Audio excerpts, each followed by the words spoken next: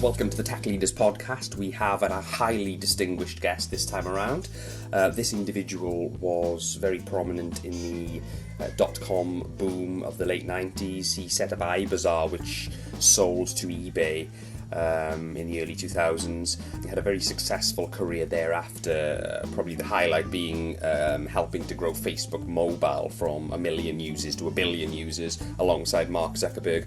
He also had spells at Uber and is on the board at numerous companies, and he's a prominent tech investor across Europe. His latest venture involves electric scooters with a vision of cleaning up pollution in European cities. It is a truly remarkable venture and very exciting and ambitious. He talks about this candidly and it's value-packed from beginning to end. I thoroughly enjoyed this one, and I'm sure you will. Hope you take as much from it as I did. It's Henry Moissinac. Henry, thank you for joining us on the Tech Leaders podcast. Really excited to get you on the show. I've not interviewed many guests with your list of credentials. You've worked for some of the biggest and most exciting and disruptive tech startups, to tech unicorns, tech businesses in the world, and obviously leading up to your current venture, which has got a really powerful environmental cause, and something which I think we can all relate to. So really looking forward to diving into all that. But we'll do that in due course. So first of all, I just want to find out about Henry. Obviously, you, as we established, you were born in Paris. You're a true Parisian. You grew up in Paris. You went to university in Paris, and you went all the way to PhD level in computer science. And then you obviously embarked on a career in tech. So talk us through that upon leaving academia, and that sort of initial couple of years when you moved into industry, and your initial experience working for Thales and thereafter. Hi, very nice to meet you. Thank you for the time. So I was finishing a PhD in computer science. I was doing artificial intelligence applied to image processing. It was a lot of fun, but I felt very lonely in my research lab, even if I spent a lot of time with other people. And so at the end of my PhD, a friend of mine told me, you should try something different. Why don't you go to Silicon Valley? Just hang out there. It's going to be such a different environment. So I went there for 9 months. 9 months was the maximum visa I could find. I found Yahoo, Cybercash. I found people trying to sell golf clubs on the internet. And I thought that was really, really cool. What sort of year was this then? 1996. Wow, so this was really early days of e-commerce then, yeah? Exactly. And so I thought, this is really cool, this is what I want to do. I want to do consumer services. And since then, I've always focused on consumer services, thanks to tech. And so I stayed as long as I could in Silicon Valley. I went back to Paris when my visa ran out. And then I worked for Orange. Back then it was called France Telecom. And I started a business unit that was doing e-commerce back office services for small merchants. So I did that for a couple of years, and from there. Sorry, this was iBazar then. Yeah? It was called iBazar. Yeah. I'm assuming. Sorry to stop you there. This is the company that was acquired by eBay. Is that right? Yes, we were. Sorry. So it's a consistent pattern with many. We tried to copy what the Americans were doing. Then we decided that what they were doing actually wasn't really great. We could do much better than them. So we did a long list of all the things eBay was doing right, all the things that we should be doing differently in Europe. And that's how we came up with the list of things we were going to do with iBazar. So we fought against the Americans for about a couple of years. We won the game in 7 countries in Europe and South America. And then they acquired us, and then on I went back to California. And then California for 8 years. So sorry, iBazar was based in Paris then, yeah? iBazar was based in Paris, and we were operating in 7 countries in Europe and South America. Right, so post-acquisition, you went over there. I stayed a couple of years more in Europe, helped eBay with the integration, did other things. I did a bit of venture capital, and then I moved back to California. And the last thing I did at eBay was I started eBay Mobile. So that was before the iPhone. And we were starting to see people trying to access eBay through their mobile phones. Yeah. It sounds crazy. It was crazy back then, but we were convinced it was going to be possible. And then after a while, I met a young set of people that were starting Facebook. And I thought Facebook would be the biggest thing ever on mobile. So And sorry, at what point in Facebook's development was this? How it was far? 2007. 2007. There were about 200 employees. Ooh, so yeah, it was really early then. So I joined around Christmas time. I was the second employee working on mobile. Wow. So back then we had just a few mobile users. Were you reporting into Zuckerberg then, or I didn't report into Mark, but I worked very closely with Mark for about 2 years. Okay. We would see each other every week. Wow. And at the beginning, mobile was just a fun project inside the company. And little by little, it grew and became much, much bigger. And at some point, actually Facebook is Facebook mobile. And the desktop experience is just a consequence of the mobile experience. So I joined Facebook when we had just a few 100,000 users on mobile. And I left 6 years ago when we just had over 1 billion users. So it was quite fun. So many changes. Wow, that's that's quite, that's obviously very life-changing stuff for you in terms of your career, I suppose, isn't it? Being involved in something as important as Facebook, I suppose. So what did you learn from that experience working, alongside Mark Zuckerberg, working on a platform which was essentially changing the world? What did you take from that? So there's so many things, but the two things I remember the most. The first one is you have to believe. When I went to eBay and I convinced the leadership team to invest in mobile, a lot of them were not convinced. It was just not what they were doing every day. They saw all the business coming from desktop. You had to believe. You had to be very persistent. And when I went to Facebook, it was the same story. Back then, Facebook was very small as a company. There were so many priorities. Desktop experience was doing awesome. We were still very small compared to MySpace. You have to remember a context where MySpace is like 5 or 6 times bigger than we were. Wow. And in that world, you have to believe that. So I had to convince people that at some point in life, someday people will upload more than 1 photo per day on their mobile to Facebook. Yeah. Now it's so much more. Huh? But back then, it looked really big because at best people were uploading 1 photo a week on Facebook through desktop. Yeah. So you have to believe. And then the second thing, typically the more you believe, the more passionate you are. So the more it's easier to bring people around you that want to do the same thing. And then you get into this virtuous circle. Yeah. And then you have to be extremely consistent. It's a meticulous approach. It's a lot of execution. You need to have a very clear vision. You have to believe in your vision. But then you have to be an extremely well thought through strategy and execution plan. Because the more you execute, the more the little numbers they come here, 1% here, 2% there, 5% more. Yeah. The more then people start to believe, people that weren't believing, they start to believe it and it comes. Yeah, so absolutely. One year, we started the year, I think we had 18 million monthly active users on mobile. And wow. I said, let's do 100 million for Christmas. Do you think that the mobile, or the strategy to pursue more mobile, which you were obviously involved with convincing Facebook on sort of putting their eggs in that basket, was that the primary driver to you surpassing Facebook and becoming the dominant social media platform?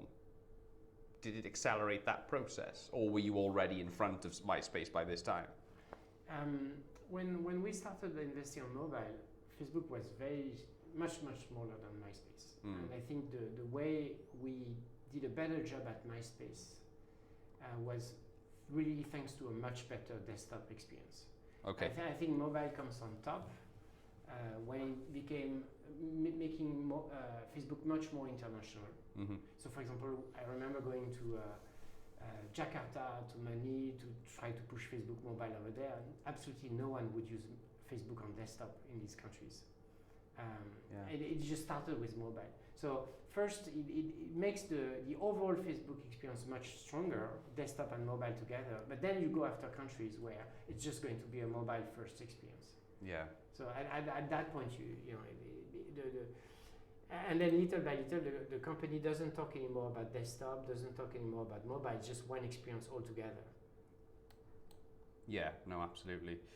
So you were at Facebook for 6 years then, yes? 6 years. What prompted you? Why did the journey end in 2014? So I moved back to London in 2012, and then I stayed for I think another year and a half or 2 years at Facebook. Mhm. At some point, I wanted to try something different. You know, when you're away from the mothership, from headquarters, you tend to have a different type of job. So I wanted to get back into something much earlier stage, Yeah. and something that made more sense locally. And I thought mobility was a great space to be in. Yeah. Yeah. I mean, it's not rocket science to understand that the European cities, they don't look like the American cities. I grew up in Paris. I could never find a cab. When I was a younger student, going back home was a pain on Friday and Saturday. Yeah. When I was a younger employee in Paris, I could never find a cab in the morning to go to the airport, just because where I lived. And so when I saw Uber, I was thinking, okay, Uber, we have to take this to Europe. It's going to change the world. At least it's going to change the European cities. And that's when I jumped ship from Facebook to Uber. Right. Okay. So you saw the potential. You felt you'd taken what you were doing in Facebook to a certain point, and you were excited by the journey that Uber were on. Then, yeah. Yeah. I think these technology waves, these technology changes, they come in waves, and I had done, after 6 years, going from 1 million to 1 billion users, it was it's time to try something different. Yeah, absolutely. And so Uber was a bit the same, in the sense that when I joined Uber, it was still a very young company. We were, I think, 700 something employees. Most of which were based in Silicon Valley, I take it. Most of how the many were in business was Europe in at the the time? I don't know. It was small, yeah? Yeah, maybe 50, 60. Yeah. And then we were riding a different wave. It's the wave of using permanent 4G connections to digitize the cars, expose that through an app, and we are recreating opportunities for end users. And the Uber experience was really magic. When I saw it for the first time, I was like, this is just going to work. But it was a bit the same as Facebook. People were saying, I'm not so sure. I remember the early days of Uber, there was a lot of criticism. It's because it's new, it's different. There are things that Uber did very well. There are things Uber did a bit less well. Yeah. But overall, it was this magic thing. I thought, you have to believe again. And it's the same. Yeah. You have this vision, what the city is going to look like. Look at London today. Look at all these neighborhoods where there were just no black cabs, and now you can find an Uber all the way to Slough. I remember hearing about Uber quite early on, probably not far off the time you joined, and I really couldn't see how it could work because of the taxi, the black cab taxi industry in London, for example, to use that one, it was so long established that I just couldn't see how it could be disrupted. But then I think when I got my head around the fact that I think that the owners said that Uber wasn't a taxi firm, it was a technology firm who were sort of, and I think it was a different concept. And when I saw the quality of the application and how the real-time movement of the cars around the city, that's when I realised that this is probably gonna disrupt a lot of things, and it has. It's crazy, isn't it? It's had its challenges, obviously, but I think the app is the flagship of the company, isn't it? Would you agree? Is that? Yeah, I think for all these things I got really lucky to play or participate with, you have to think what is going to be the end point, what's the vision long term. Yeah. And then it's easy to think, okay, it's all going to be mobile, not desktop for Facebook. Yes. It could be all e-commerce, and people won't be afraid of putting their credit card for iBazar. Yeah. In the case of Uber, in the case of Facebook, in the case of iBazar, because it's new, it's very hard for most of the average consumer to understand. And they see e-commerce, they'd rather go to the store. They see Facebook, they just rather, do photo sharing on the desktop as opposed to on mobile. They see Uber and they'd rather do a black cab because it just works. But you have to look at the long term. You look at the end point, and then you try to backtrack. Work your way. Go. How do you get from A to B to C to D and so forth? Yeah. You have to believe in the vision, and then you work the strategy to get there. And that's what gives you the energy to push through. And Uber was exactly that. I think most of my colleagues, among all the difficulties, the challenges with the taxi lobbies and things like that, they truly believed in the vision. They truly believed in the strategy plan, and that gave them the energy to go through this. Yeah, definitely. I interviewed the CEO of Gusto, the meal preparation service company, and he was talking about category marketing, which is essentially educating your buyer persona towards your category. In their case, it was away from supermarkets and more into curated, delivered meals sort of thing, you know. So because the concept wasn't readily available or known in the UK, and that was part of the early challenge for them, you know. So I think with Uber it's quite similar, because it's kind of a different experience of moving around, isn't it? Going from the taxi or the public transport to this kind of thing. But I think what you're talking about there seems to be, it's all about leadership, isn't it? I think having the vision and getting people to believe is about providing leadership. What did you learn? Were you working quite closely with the founders, like Travis Kalanick, is it? And you know, because these guys were obviously leading the business during the time you were there. What did you sort of see from them that was going to make this work? So I was much more involved in the expansion across Europe, Middle East, and Africa than I was at San Francisco on the core product strategy or what the core leadership team would work on. Right. It's quite different. At Facebook, I was truly part of the core people that were thinking, where is this going? Yeah. At Uber, I was more into how do you deploy this across the world. Right. Okay. What I took away in both experiences is exactly what I just told you. It's like you have a vision most of the time because it's brand new. It's very difficult for most people to understand where it's going to go. But when you describe the vision, it feels obvious. And then there's a list of things you need to get there, and you just have to get at them one by one. Right. And the more you execute against that, the more typically you start to bring people around you, whether they're employees or customers or people that could, the press, people that want to invest. Even your own competitors, sometimes they start to copy what you're doing. Yes, yeah. And little by little, it's like a rising tide.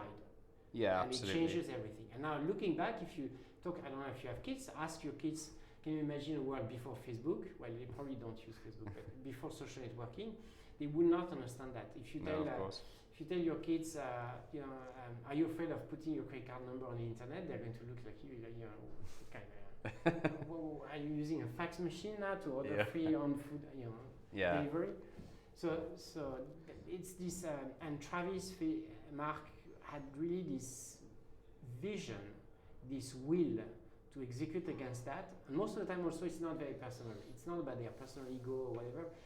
It's really the passion, the execution to deliver that opportunity for end users. Yeah, absolutely. That is what fuels their energy. Yeah, it does. But I think a lot of it's based on data collection as well, isn't it? Because you can provide a kind of a bespoke service then to the customer. Yeah.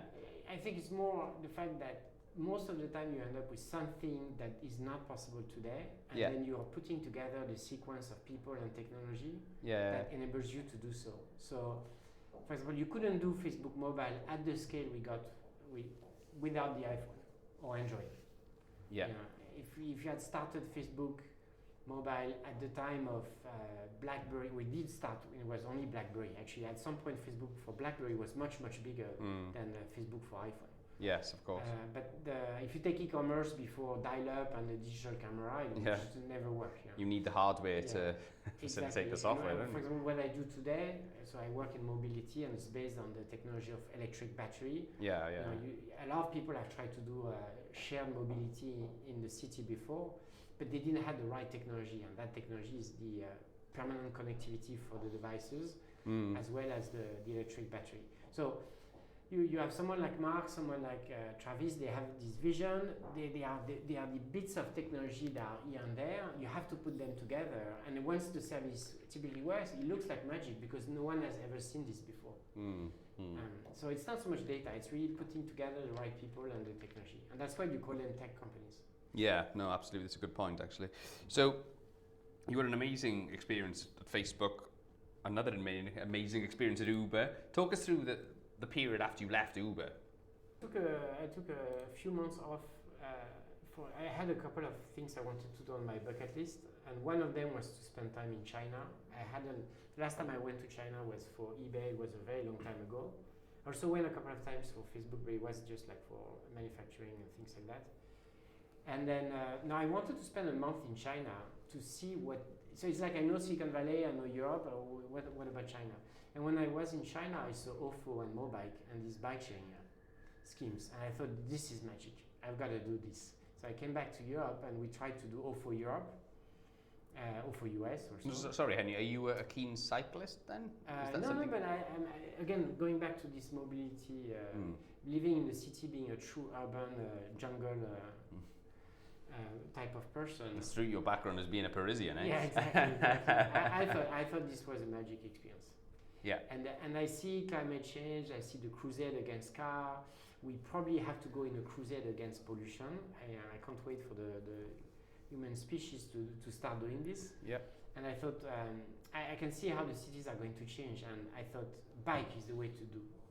And so cities like London, for example, here or Paris, they already had started to invest in infrastructure. They had schemes like Santander Bikes here or Velib in Paris. And it was the early days, and I thought we could build a service like this. So we tried that with OFO, but it turned out not to be that successful because OFO had so many challenges in China. So then we decided to do it ourselves, and that's how we started Dott.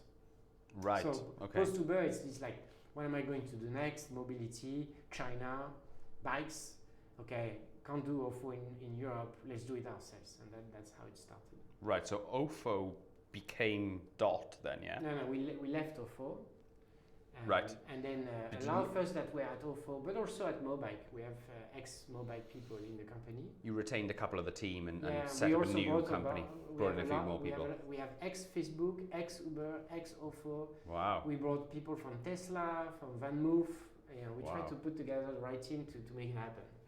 So that's how we started. Wow, okay, so you've obviously got a lot of talent there working. I'm assuming you've accrued a pretty good network of very talented people over the years working in the tech industry. But so you started out with Dott in, just to confirm, where did this start out? Was this a London-based venture at the time, or were you... Our first city was Brussels, and then Paris, and then Lyon, and so forth. The most of the operations are in France, and the biggest city for us is Paris. We also operate now in Italy and Germany, but it really started, the service itself really started in France. Right, yeah. I think Paris would be a really good place to start because it's such a cycling culture. I think Brussels is the same. It's such a cycling culture anyway there, isn't it? London too. If you look at London, the number of people, I'm so biased now. When I sit at the red light, I count the people on bikes. and somehow I start to manage data. I can tell you how many people I see every morning at Southend at 8:15 when I take the tube. Boom. I see every morning, I count. Are you based in London then since the Uber? But you based here full time? Do you have sort of a family in London? I live between Paris and London. My kids live here, so that's why I'm here. Right, so you're back between the two. Right, okay. So, and the operation, is it the head office in Paris? The head office for operations, marketing, and everything end-user facing is Paris. And then we have software engineering and some hardware design, as well as support functions in Amsterdam. In Amsterdam, right, okay. So why did you choose to base the tech team over there then? So we wanted to start a company with Philippe, who's the current head of engineering. Yeah. So you wanted to base it around. And he lives in Amsterdam. And we thought we would build the engineering team around Philippe. Certainly. And some of his friends, and that's why we put software engineering in Amsterdam. The other thing is that in Amsterdam it's very easy. Remember what we talked about believing in vision? Yes, of course. In Amsterdam, people already have done this transition to a new mobility, electric mobility. People tend to forget that 30, 40 years ago, Amsterdam was a car city, just like London today or Paris today. Yeah. And now it's all bikes. More than 50% of the trips in Amsterdam, they're all bikes. Yeah. So you have a lot of people that live in Amsterdam that truly believe in that is possible. What happened in Amsterdam can happen elsewhere. You have a lot of mechanical engineering people in Netherlands, very good crowd. You have a lot of software engineering also in Amsterdam. It was the perfect magic cocktail to make it happen. Yeah, no, it makes perfect sense. So talk us through the challenges the business has had since you've started. So I think it's quite consistent with what we talked about with e-commerce and then Facebook and then Uber. Everybody understands the vision that at some point, most of the trips within a city will be done with personal vehicles because people want that freedom, and electric because they don't want cars. Well, it won't be electric cars, it won't be electric bicycles, electric scooters, electric, you name it, but individual small vehicles. So people see it, they get it. Sometimes on weekend they see that vision, and then they see all the difficulties where it's not possible because today most of the room in the city is allocated to cars because you have so many cars already. and people want their freedom, but they don't want to, bike under the rain or you name it. and it's the same story. You have to put together people that truly believe in the vision, that will fuel their energy in order to sustain all the difficulties. Of course, yeah. The bikes themselves or the scooters, you could find some of that in China. At the beginning, they weren't that great, so we decided not to use any of that. We waited for the right hardware. You can find connectivity. We had to build, at the end of the day, our own IoT connectivity modules. Yeah. But you could find some stuff off the shelf. Which are then linked into the software and the app and things. Exactly, Yeah. it connects the devices to the network. Mm-hmm. You can find engineering. We're using Google infrastructure. You can ship things thanks to that so fast. Yeah, it's amazing. Yeah, of course. Compared to 10 or 20 years ago. And then you already have people that are passionate about this in the cities. All the people are on private bikes. They are the first advocates for this type of solutions. Mm-hmm. So it's about putting it together. What's difficult in mobility is that you want to do it in a sustainable way. So you want to reduce the carbon footprint. You don't want to increase it. Yeah. In a safe way. When you put people on the road, it's very difficult sometimes with all these cars moving around. It has to be a reliable experience where you feel safe on it. So we put a lot of attention into this. And then you have to make it, it needs to be, from an ecology standpoint, viable, but also economically standpoint viable. So you need to run the operations in an extremely efficient way. Yeah. We have a very unique operations model. A lot of our competitors are now copying what we do, but that makes the operation so efficient that we are actually economically viable as a business. So we are doing good for the planet from an ecology standpoint, and we are doing good from a business standpoint. And the combination of these two things will make the thing grow and grow even more. So who makes the actual scooters for you then? You've got a partner manufacturer who does all the hardware stuff? Some of that is the hardware off the shelf. Some of that is our own custom things. Right. Sometimes there's a bit more of it, one way or the other. We have different types of models. Mm-hmm. We're soon going to come up with a bike, for example. The bike will be mainly European. Yeah. But the scooters really, today they are mainly Chinese. Mm-hmm. The software inside is ours, but the manufacturing is Chinese. Yeah, absolutely. So you got the scooters in all of these countries right now. When are the bikes coming? Or are they already? No, the bikes sometimes. So we don't want to ship something that is bad from an ecology standpoint, from a safety standpoint, or from an economic standpoint. So we are waiting for the right bike, the right hardware, the right model before we ship, and we hope to do it during this year. We're really live with scooters in France, in Italy, in Belgium, in Germany. We may expand to new countries or new cities very soon. Yeah. Where in Italy are you? We're in Turin. Oh, right. Okay. Yeah. Have you been there? Not Turin. No. I went to Venice last year, and we're going to Rome and Florence in a couple of months. So just out of curiosity. But I think I wanted to ask you about London, because you've got a challenge in London, haven't you, with electric scooters at the moment, which are still, I think, illegal, aren't they? Yeah, so it's illegal. So what's happening with that? Yeah. So I think UK will do like all the other countries. They will regulate scooters as a motor vehicle that can run on the street and should be running on the sidewalk. So then all the people that have bought a private scooter for themselves can drive, and this is important for all the people that have done that. Then there'll be a next generation type of regulation for cities. I don't know if it's going to look like the French one or the German one or the Dutch one or you name it, but most of the time it empowers the city to say, I want or I don't want scooters, shared systems I mean. And if you're going to operate a shared infrastructure, this is the code of conduct, or these are the laws, or this is the type of regulation. So I think UK will do both. All the other European countries, they've done both already. Yeah. So there's some kind of nationwide regulation that enables scooters, whether they're private or shared. And then there's another type of regulation at the city level that says whether you can run a shared infrastructure of bikes and scooters. In London today, you have shared bikes schemes. Santander, Mobike, Jump, Lime, they're all running schemes for bikes. Yeah. And one day it will be both schemes for bikes and for scooters. When? I have no idea.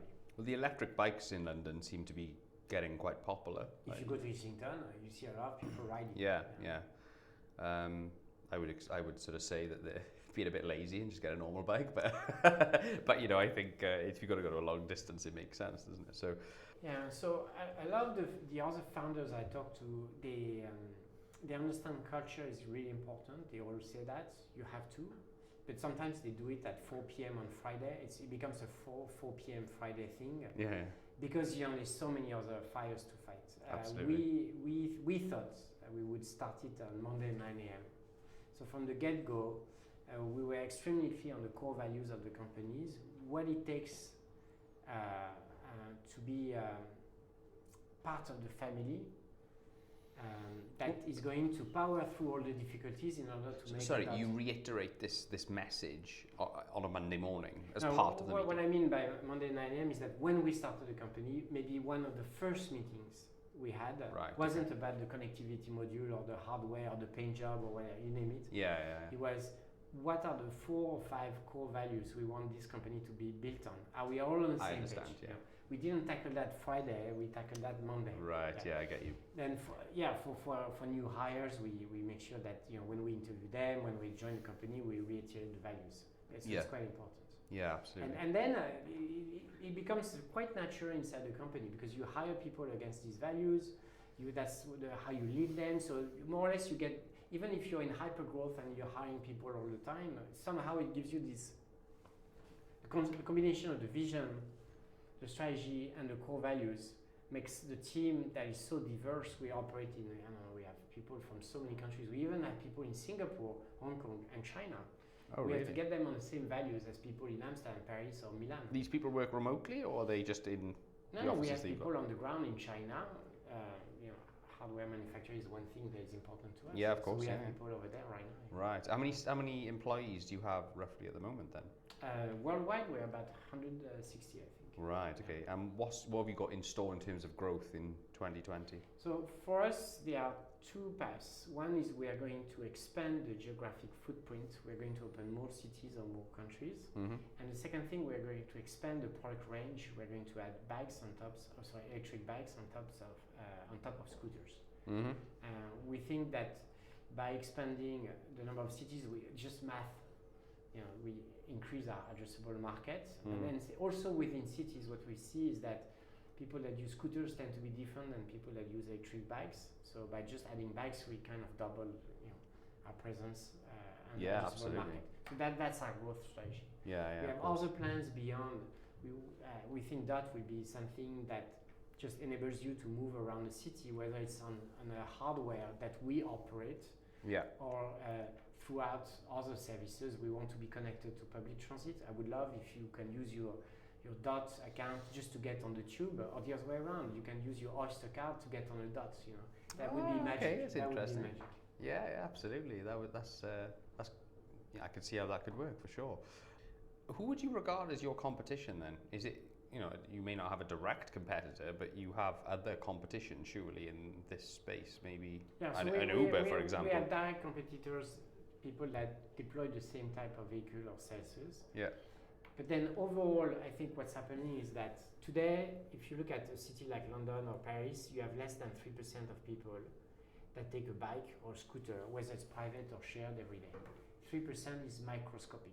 Yeah. You go to a city like Amsterdam, it's more than 50%. So I don't actually care about what my competitors are doing in the city. What I care is how fast are we going to go from 3% to 50%. When we get to 50%, if I have to share the market with 2, 3, 4%, that's fine. Yeah. No worries. You'll probably benefit from that. We've changed the city. That's the goal.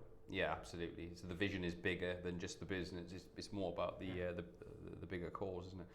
Okay, so let's move back to yourself then. I'm keen to find out about, you've had this very successful career. You're on another journey now, which seems like it's going in the right direction.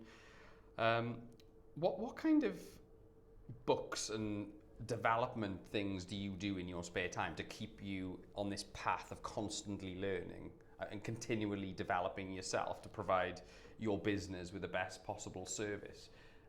What do you do to keep yourself abreast of what's going on and keeping yourself moving forward? Well, that's a tough question. So yes, I do read some books. For example, the last one I read is Good to Great. I read that book a Jim long time Collins. ago, but I'm reading it again because I really like what they talk about level 3, level 4, level 5 management. I also like the hedgehog concept. I think in this world where we could possibly do too many things at Dott, the hedgehog concept is we were trying to do it just what we know how to do, and we do it extremely well. It's a great book. I've read that one. The level 5 CEOs is interesting. Exactly. I think to me the primary challenge is age. In a sense, I've always been lucky to meet much younger people. I'm not that old, but what I mean is that even when I was 34, for example, trusting a 24 CEO with a crazy idea like Facebook turned out to be a good idea. Yeah. See, somehow I feel the younger generations, they are not attached to the legacy of the past. I think my first job, I probably had to send faxes, and then I had to do emails, and then I had to do mobile emails, and now I do WhatsApp or Slack. But I've been because I'm always in tech, I tend to use the latest. But for someone my age to go straight from fax to Slack, or to come up with a... So what I mean by that is the more experienced you are, the more you can be attached to the legacy, and the harder it is for you to think what a brand new experience would be without being attached to the past. And that's why you need to watch what these people are, or how they are thinking about it. Yeah, absolutely. So when you joined Facebook, then, just to move back to that, did you actually interview with Mr. Zuckerberg to go on board with them? You mean as part of the interview loop to get in? Yeah. Did you was it working with him that was part of the attraction for you? Is that what you're saying, or was it more about the opportunity that you saw in terms of the quality of the platform they were building? I thought the Facebook people I met, I was blown away by the quality. I was super impressed with the product. The quality of them as engineers? Or? No, I I met many different people. I was interviewed by engineers, by business people, and so forth. You know, executive, non-executive, doesn't matter. I was blown away by the product. You have to think I work at eBay, and eBay 2007 probably looks a bit like eBay 2019. And so just to keep it simple, and then you have something Facebook. Facebook was really radically different. It was blue and white, super simple to use, when MySpace looked like a Christmas tree. So it was very like orthogonal, disruptive point of view. So you had the different vision, different people, and I thought, I didn't join Facebook to just be Facebook. I joined Facebook to build Facebook Mobile. It was part of my story to tell them, I really believe this thing could be mobile. What advice would you give to a young tech entrepreneur or a young technical person who's looking to get into the jobs market and build a career similar to what you've had? All the mistakes I made, it's because I overthought it. So it's like, what would you do if you weren't afraid? And all mistakes I made is because I was too afraid. It took me too much time to, for example, to go back to California in 2004 because I was afraid. And I deeply regret not having been there earlier.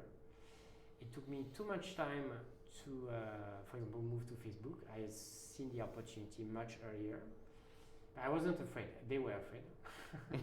They just didn't have enough resources to put on mobile back then.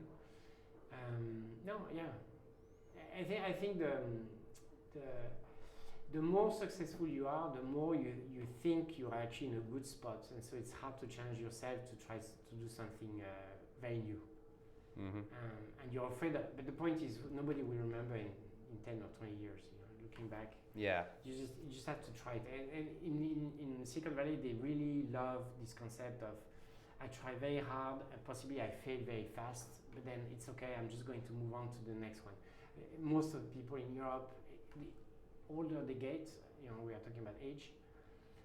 If you take people in your age class, my age class, they are starting to get the clutter of, what happens, where's my career, what will happen. They get scared, they get afraid, and they won't take the big bets.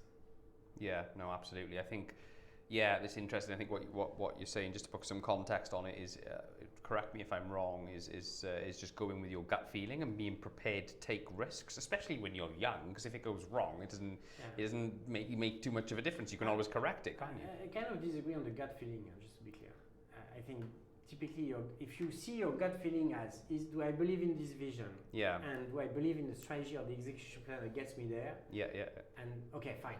But if it's just gut, without thinking what's the vision or what's the execution plan, then okay, fine, for selecting ice cream on Friday night, fine, chocolate, caramel, I pick, it doesn't matter. But No. I think if you're going to invest significant amount of your energy and life into something, you have to believe in a vision. You have to be able to describe to me. A lot of the entrepreneurs I meet, they when they raise money, they tell me, oh, I'm looking for this much to do this, and I don't care about that. I'm trying to, what is this going to look like in 5 years from now? Can you paint it to me? I'm trying to think, is this vision? And then I try to evaluate whether the guy is going to be the right guy to get there. Not because next week he's going to do this and that, and he needs 10,000 to do this and that. That's not how I think. No, absolutely. You have to look start from the end point, and then you work yourself backward from that. If your gut says that the end point, you believe in that, okay, fine, you can believe your gut. But don't just instinct, oh, I'll just figure it out as it goes. That doesn't work for me. No, I understand. Yeah.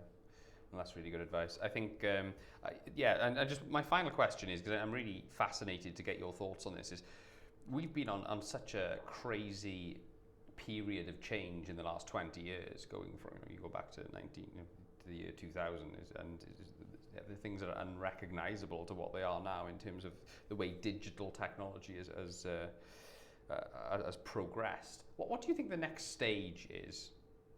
We've moved from we've moved onto this digital platform, mobile world in the last 10, 15 years, let's say. What do you think the next a lot of people say it's voice, and there's a lot of things going on about AI and all this kind of thing. Do you think we've come to a point now where we've all the innovation has happened and we're probably going to stabilize for the next 15, 20, 30 years, not much is going to change? Or do you think there's another stage of evolution from a technology perspective that we're going to go through? I think we are coming up on the early days of something even bigger than the internet. It's going to be incredibly massive. And the way I see it is, so you had the beginning of e-commerce because you could take a digital photo, it was easy to upload it. So you digitize, for example, this mic, and then you post it on the internet, and someone else wants to buy it. And then social networking was, let's digitize the photo, what we're doing, the three of us together, and we post it on the internet, and people want to interact with that. Uber was, we digitize the cars, and then someone wants to order the cars, right? And what we do in mobility is we digitize bikes and scooters, electric scooters and electric bikes, and people want to use them. The next frontier is they're going to digitize your body. They'll understand everything about how you breathe, what you eat. Yeah. Today it feels completely sci-fi, but if you look at the speed at which it's going, you will find very soon billionaires that will do, throughout 360 tests every Monday, maybe, to see how they can improve. Because they have all the money, they want time. Yeah. So after billionaires will be the millionaires and so forth. It's going to come down. It will go even faster than mobile. You think more. It's scary, isn't it? 10, 15 years ago, mobile, okay, fine, the early days. But I think in 10, 15 years from now, you'll know exactly what's going on in your body. Maybe you have a microchip inside you, just like we put a connectivity module on a scooter. And then maybe, so that's just digitizing your health. And then so what do you do with that? Big data is going to be massive. The impact will be, it's not ordering a mic, to play with your friends, or what we call a podcast. It's going to be about changing how you live, the amount of energy you have at 10 a.m. They'll digitize that. Tell you what your carbon footprint is at the end of each day, maybe, exactly, as well. Exactly. They will be able to tell you why I'm hungry at 4 p.m. instead of 3 p.m. So. I think there's an element of this which already exists. I was reading about I've got a smartwatch on now. This is just a Fitbit, but I mean, there was one I was reading about, and I think it's in prototype stage, which is a smartwatch which has some sort of microscopic thing going into your arm, which tests your, it does real-time analysis on your blood, and tells you what your lipid levels are like, what your oxidated blood oxygen levels are, and things like that. Vitamin levels, I don't even know what the analysis covers, but there's a company working on this right now, and there's probably companies working on lots of similar things. So what they do at the beginning is they digitize just the information, and then they'll find a use for that information. So maybe it's just giving you commands on how to better manage your lifestyle, what to eat, and so forth. But then they start to change parts of your body. My mom, for example, they changed her knee. Okay, it's not a robotic knee. It's whatever, I don't know, carbon fiber, plastic, what they put.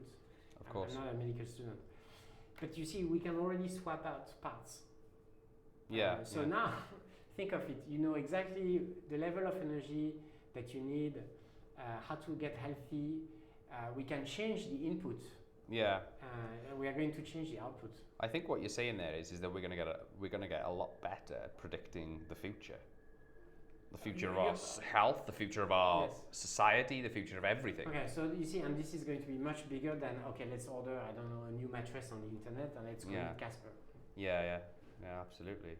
No, that's interesting. I watched a documentary on Amazon the other day, and he was talking about how Jeff Bezos, who was doing this stuff around the same time as when you come into sort of e-commerce yourself, I think around the sort of mid-90s, and he was talking about collecting data on customers.